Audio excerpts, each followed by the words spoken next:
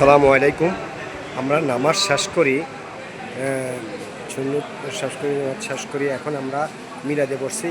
মিলাদের আগেই তবরক দিয়া শেষ করতেছে। এটা কোন আইনে আছে আর কোন হাদিসে আছে যে মিলাদের আগেই তবরক দেওয়া তারা শুরু করছে, কিন্তু অথচ ভিতরে ভিতরে মুনাজাত হইতেছে, বাহিরে তবরক দিতেছে। আপনারা দেখেন, দেখেন এইসব কাহিনী কে করতেছে? লেদা লেদা লেদা। হ্যাঁ, এই দেখতেছেন, এই যে ভিতরে মিলাদ চলতেছে, এই যে দেখেন ভিতরে মিলাদ চলে, দেখছেন ভিতরে মুনাজাত হচ্ছে। আর এখানে এরা বাইরে আসি কি করতেছে?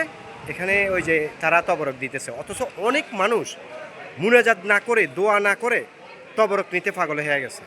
দেখতে পাচ্ছেন আপনারা সবাই, দেখেন এখানে ভালো গণ্যমান্য ব্যক্তিগণ আছে, কেন কিছু মুরব্বী আছে, কিছু ইয়াং জেনারেশন পোলাপাইন আছে। এই যে দেখেন বাইরে গেটে জাম হয়ে গেছে, জাম, কিন্তু অথচ মুনাজাত আমাদের শেষ হয় নাই, ভিতরে মুনাজাত চলতেছে। দেখেন তারা কি করতেছে, আর যে দিতেছে সে একটা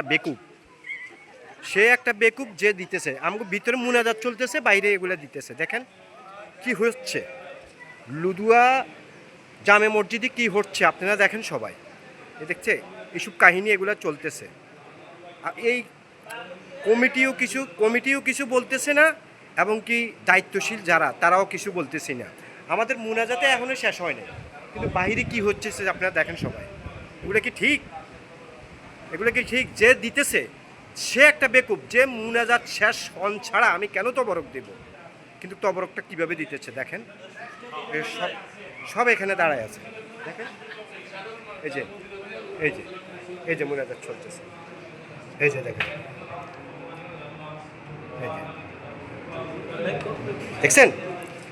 দেখছেন, মুনাজাত চলতেছে, অথচ তবরক দেওয়া শেষ। এই কাহিনী এবারকার দেখেন আপনারা।